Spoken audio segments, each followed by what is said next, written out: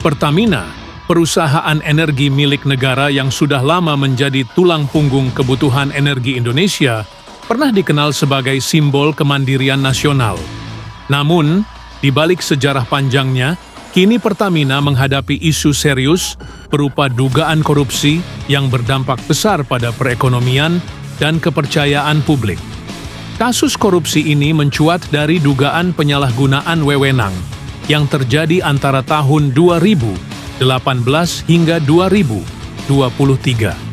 Menurut beberapa sumber, para eksekutif di beberapa unit anak perusahaan Pertamina diduga terlibat dalam praktik-praktik seperti memanipulasi volume impor minyak mentah dan BBM, serta mencampur jenis bahan bakar subsidi dengan yang berkelas lebih tinggi. Hingga kini, kerugian negara diperkirakan mencapai triliunan rupiah. Bahkan, dalam beberapa kasus, tersangka dihadapkan pada ancaman hukuman mati karena dilakukan dalam kondisi darurat nasional, seperti masa pandemi COVID. Kita akan melihat dulu, apakah ada hal-hal yang memberatkan dalam situasi COVID dia melakukan. Tak hanya itu, modus operandi yang digunakan menunjukkan adanya jaringan mafia migas yang kompleks, di mana para tersangka diduga saling terkait dengan pihak swasta dan memiliki backing politik yang kuat.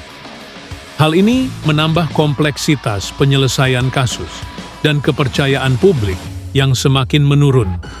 Menanggapi situasi ini, CEO Pertamina telah menyampaikan permintaan maaf publik dan berjanji untuk menutup celah-celah korupsi yang telah teridentifikasi. Sehubungan dengan kualitas BBM yang saat ini beredar, yang saat ini berada di seluruh SPBU Pertamina, kami juga melakukan uji rutin setiap tahun bekerjasama dengan Lemigas. Pihak Kejaksaan Agung pun terus menggencarkan penyelidikan dengan mengungkap beberapa kasus yang mengaitkan keputusan impor minyak yang merugikan negara hingga 193,7 triliun rupiah. Dalam pernyataannya, pejabat tinggi juga menegaskan pentingnya reformasi tata kelola dan transparansi, serta kerjasama erat antara Pertamina dan Kementerian Energi untuk mencegah terulangnya kejadian serupa di masa depan. Kerugian finansial yang besar tentu berdampak langsung pada APBN dan berpotensi meningkatkan beban subsidi BBM yang akhirnya merugikan masyarakat. Jika kepercayaan publik semakin menurun, migrasi konsumen dari SPBU Pertamina ke SPBU asing pun bisa terjadi, yang artinya negara harus menanggung biaya lebih besar lagi demi menjaga kestabilan pasokan energi. Dari sudut pandang analis, kasus ini menjadi momentum penting untuk melakukan pembersihan internal dan perbaikan sistem. Reformasi mendalam tidak hanya diperlukan di tingkat eksekutif, tetapi juga di seluruh jaringan birokrasi yang terlibat.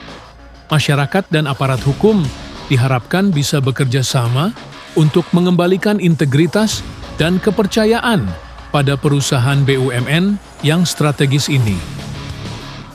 Demikianlah ulasan kita tentang dugaan korupsi di Pertamina. Bagaimana menurut pendapatmu? Apakah langkah-langkah yang diambil sudah cukup atau masih perlu lebih banyak transparansi? Tulis komentarmu di bawah dan jangan lupa untuk like, share, serta subscribe agar kamu selalu mendapatkan update terbaru dari kami. Terima kasih sudah menonton dan sampai jumpa di video selanjutnya.